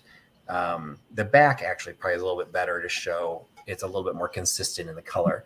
But you can see there is a difference with the way, because you don't have as dark of a clay on this one. It doesn't have the same type of accenting that this prairie green does. So you've got these two pieces. Francoma, they're fantastic pieces. They're very collectible, but they're not particularly rare. So they don't go for huge amounts of money.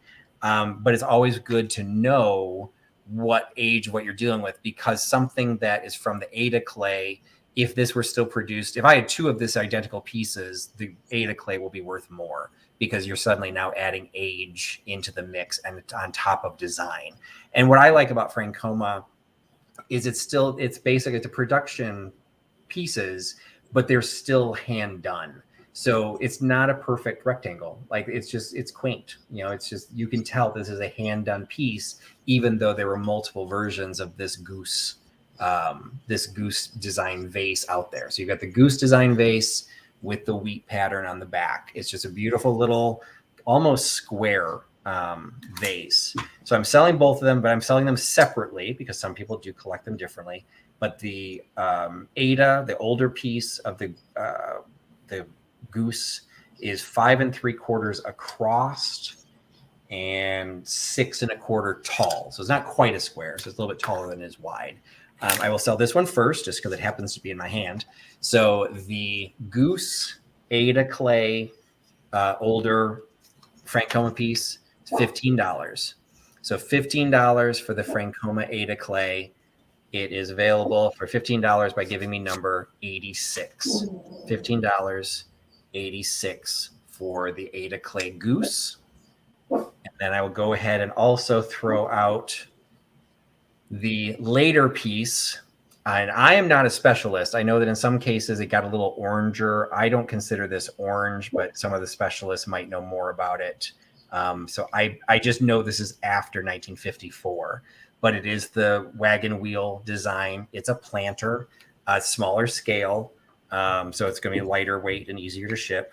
The other one's not that heavy. It's just a little bit bigger. It is 4 inches tall. So you've got kind of a diminutive little planter. It could be a pen cup, pen holder, pencil holder. So that one is the newer clay, the Sapulpa clay, post 1954, and that's $10. So $10 for the wagon wheel, $10 for the Sepulpa clay wagon wheel by giving me number 14. And I see number 86 going to Mr. L. Page, Randy. Congratulations. A lot of people were really interested in that piece. I have to say, I learned something new about the clay color. I never knew that about Francoma. So thanks for sharing that, Patrick. It was one of those that I'd learned it once before, but I do come across it fairly often, but I almost always come across the red. And so I knew that there was two colors. And so when I all of a sudden saw the yellow, I'm like, okay, wait, which one was older? Well, I was pretty sure the yellow was older because I almost never see it. But I did have to update my own little memory banks to figure out when did it change.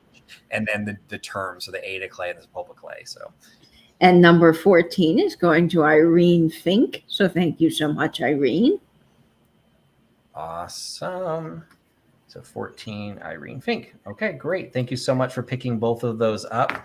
I think I have one more piece. I'll probably have in another sale, but I just started with these two. Okay, I'm running out of space. All right, bringing out some more ephemera. Sorry, Sean.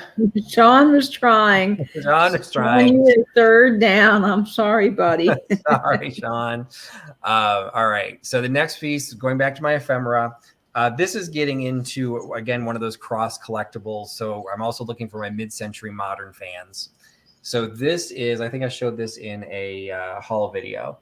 This is a Pasadena Tournament of Roses pictorial from 1965. So you've got effectively a magazine from 1965, so kind of late era, mid-century modern. You've got the mirror glaze, fine polishes since 1901.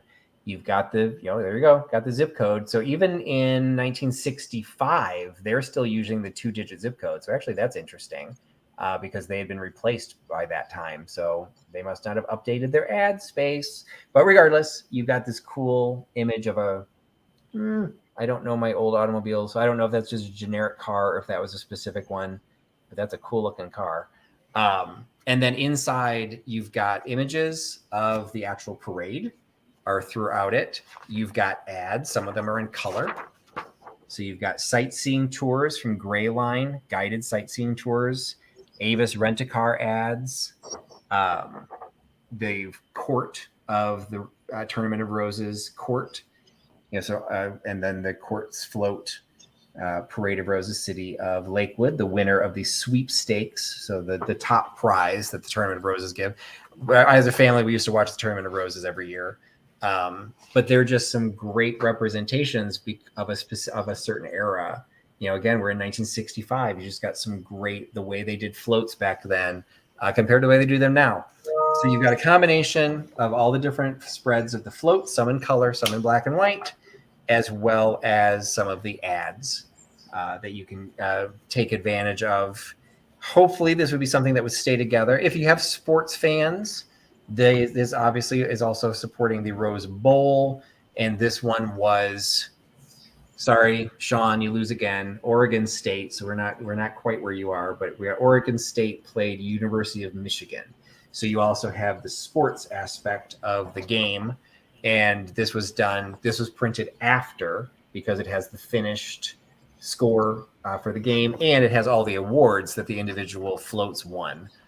So this was not handed out at the time of the parade. This was like a commemorative souvenir after the fact. You've got hotel ads, it's just a great piece of ephemera. I personally love the Tournament of Roses, the parade specifically. And I thought this was a great little time from 1965. And you can add it to your collection for $12. So $12 for the 1965 issue of the Tournament of Roses magazine, number 87. $12.87 for the Tournament of Roses. Jennifer Miller, go blue. So let's see, blue must have been Michigan. Is that Michigan? I don't even know. So there you go, Nate. Go local sports team. There you go. Go vintage resellers. So Frank, Michelle is asking if I have the Clover dish. I have had the clover dish. That is not what I'm selling. The next piece that I will sell is actually a small creamer that's also in the shape of the wagon wheel. So that'll probably be in an upcoming sale, unless Sean wants to claim that right now. So that is available. And so I see piece. Brian. Excellent. Thank you, Brian, for picking up the Tournament of Roses magazine. All right.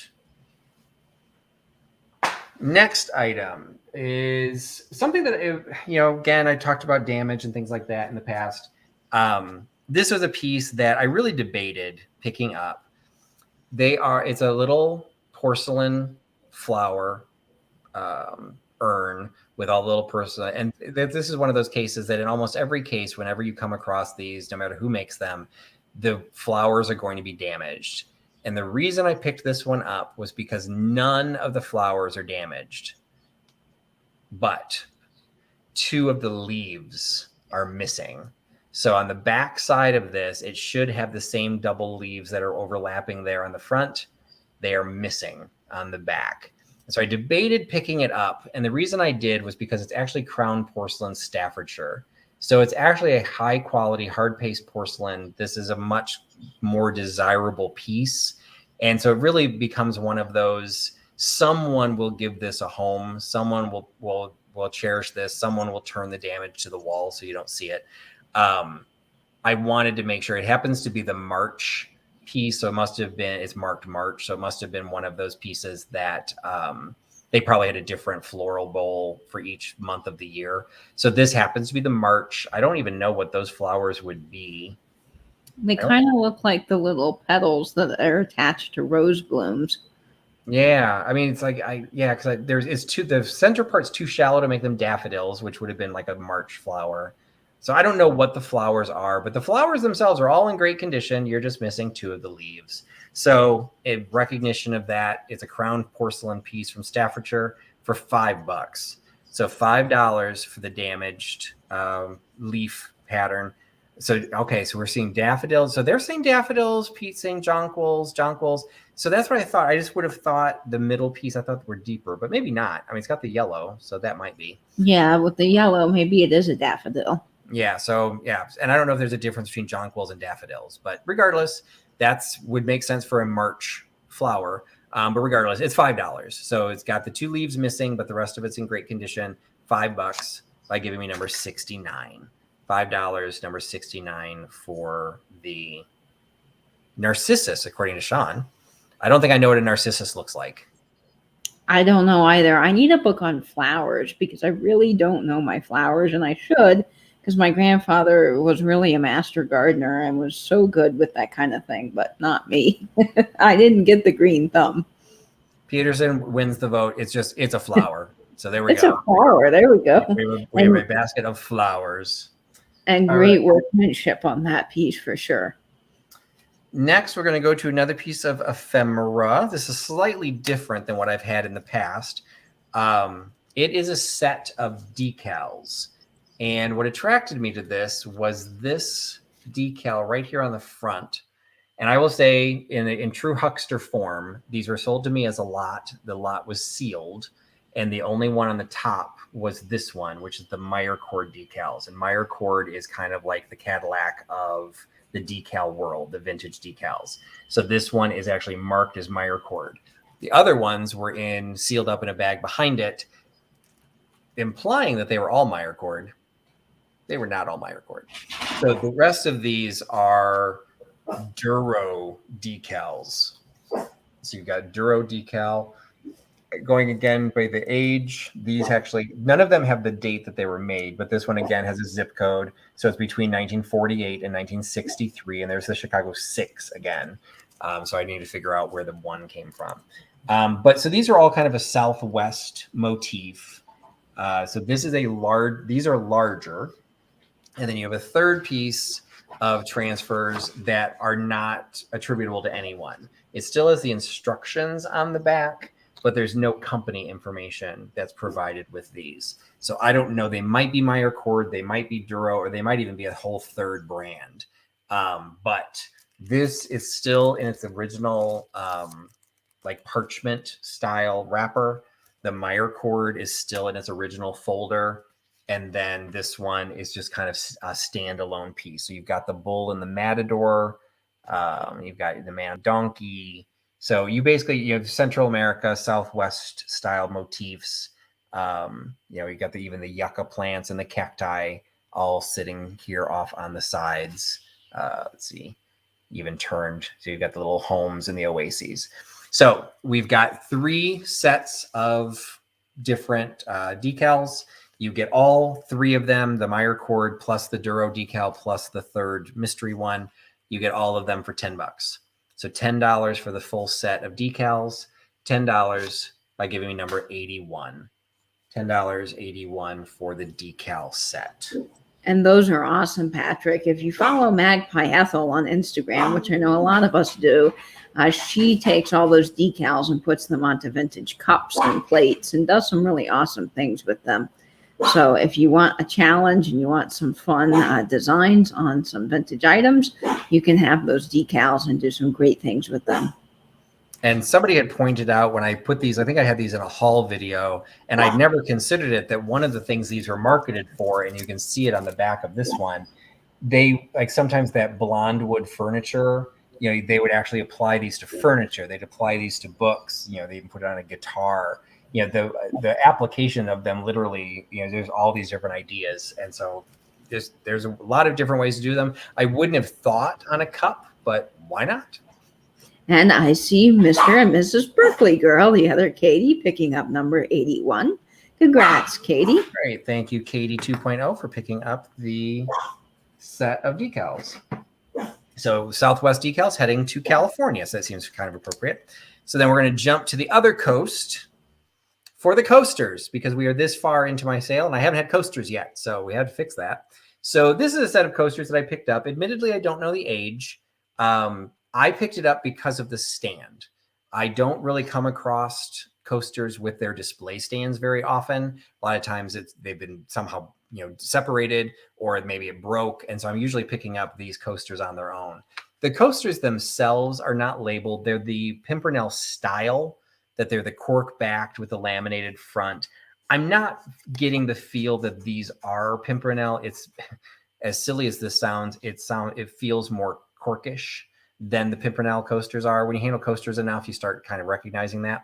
So I don't think these are Pimpernel coasters, but it is that style. So you've got the laminate, easy to clean, and then you still have the corking on the back. It is a full set of 4. It is, all 4 of them are the same design, but you've got, I'm assuming, a New England lighthouse. Looks kind of like a little, Cape Cod style house with a little sailing ship in the back. And they come in their little blonde wood stand. I have no idea how old they are. I have no idea who made them. I think they're kind of cute. I love to be able to push coasters out into the world because more people need to protect their woodwork. So the set of 4 coasters for New England Coast, 4 coasters for $4. So $4 for the set of coasters with its holder, $4 by giving me number 55. $4.55. All in the attic is asking if I had Coney Island coasters. I don't think I've ever had Coney Island coasters. I do have Coney Island postcards, and I'm trying to figure out what to do with them. But coasters wise, I don't think I've seen any souvenir type for Coney Island. That is awesome. Yes, we need more coasters in the world. I've been telling my brother he needs to get coasters because when I took care of his cat, he had no coasters, and that was just horrifying for me. So I had to bring him coasters because I couldn't just put my glass down on raw wood furniture. Oh, no. So here we've got, I love doing these live sales. We have people just doing my research for me. So we've got Sam did the research on the postal codes, and I did not know that. So the single and double digits became the ending digits when they turned into 5-digit zip codes, which makes sense, but I actually did not know that. So I'll have to figure out. So that means 606, the number 1 would have been 60601. So I'll have to figure out what region of Chicago, because I don't know how many, when big cities, I don't know how many zip codes big cities got. So I was a little surprised that Chicago got number 1, though. I would have thought New York would have gotten number 1. I would have guessed New York. So that's why I was surprised when I saw the 1. Like I wasn't surprised to see a 6, we're used to being in the shadow. Like we were once the second city, now we're third city. But yeah, we never get number 1. So I'll have to check that out. And I see number 55 going to Delbert, proud American. Thank you so much. Awesome. Thank you so much, Delbert, for picking up the New England coasters heading to the Buckeye State. So that is awesome. All right, only a couple pieces left. Going back to another piece of ephemera. This one I was really excited to find because I have sold in the past Railroadiana. I have sold railroad stock certificates, which look very similar to this. But if you look at this one, it is actually issued by the Railway Educational Association. And what this was a certificate of completion to Elmer Cook for the fireman's preparatory instruction of how to do the you can see in there the combustion of coal. So it's like fireman is not like putting out a fire. This is the fireman that would be stoking the furnace in a steam locomotive. So you've got the seal of the railway education. You've got the date of completion, 1917 was when this was finished. So while other people were fighting in the war, this gentleman was fighting the battle to, keep the steam engines going. And you've got this beautiful illustration of the steam engine at the top, the steam locomotive at the top. I have never seen one of these. I've gone online. I've gone into Worth Point. I can't find any of these. It's just cool, but it's a very specialty item. It's in pretty good condition. At some point, somebody hung it with push pins. So there's a special ring of hell for those people.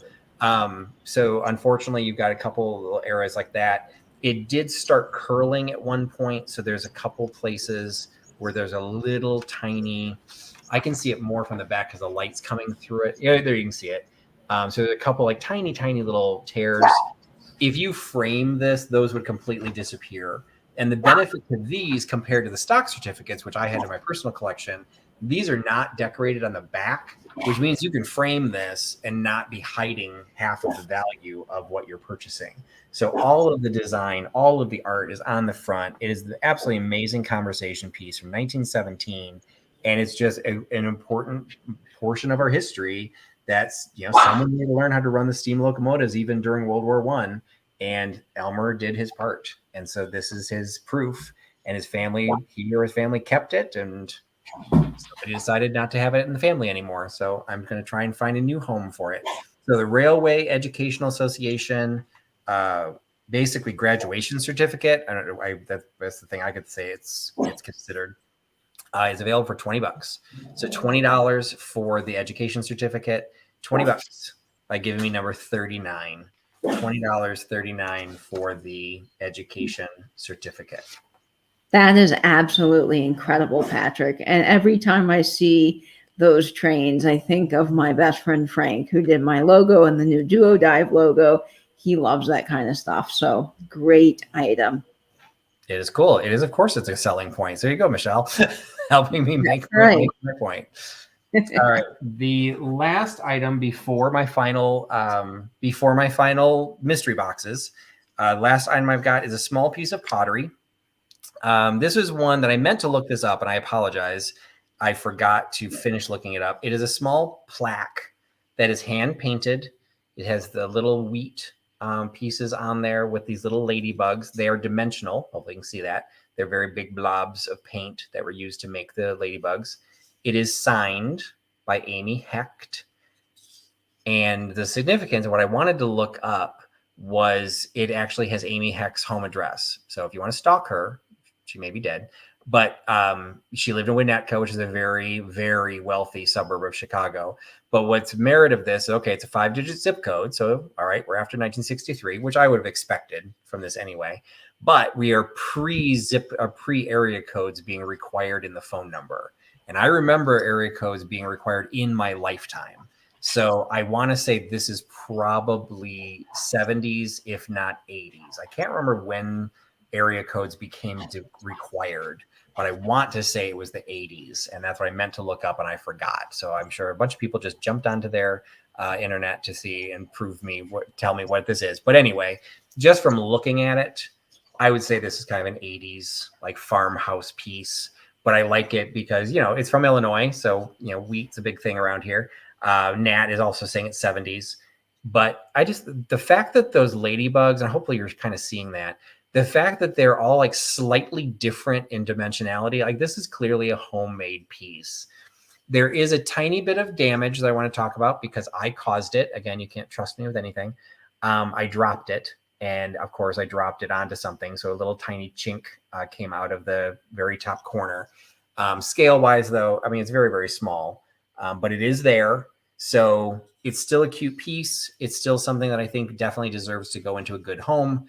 And I priced it at $5 because of the little bit of damage there on the corner. But I don't think it's particularly recognizable or visible, but it's there. So I will always disclose that because I don't want anyone to ever get something and be surprised about the condition that you receive it in. So $5 for the little ladybug crawling up the wheat. $5 by giving me number 12. $5, number 12 for the Amy Pat hand-painted pottery plaque. And Louie loves those little ladybugs. What a great piece, Patrick. It would be fun for a kitchen. Absolutely. So, and I see Delbert, proud American, picking up number 12. There's a popular little item there. Awesome. Well, thanks so much for picking that up, Delbert. I'm glad that is going to go to a good home, staying in the Midwest where wheat is aplenty. All right. So my last item for everything that I'm offering is the last 2 mystery boxes. For those of you who might have come in late, I do have the items that did not sell. 2 items? Yes, I think that's right, Patrick. No, 3 items. I forgot to put the restaurant ware back there. So I've got 3 items that did not sell. So I will show those afterwards. But my final piece, the last hurrah for this evening, is my last 2 mystery boxes. It's working just the same way the other ones did. I'm going to tell you it's $15. It'll be custom packaged to give you a shipping cost of around $10.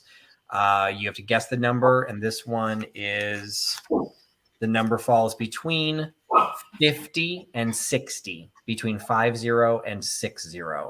So there you go. As Peterson always is quick to point out, mint inbox, maxi pads can be yours by giving me the right number between 50 and 60, 50 and 60.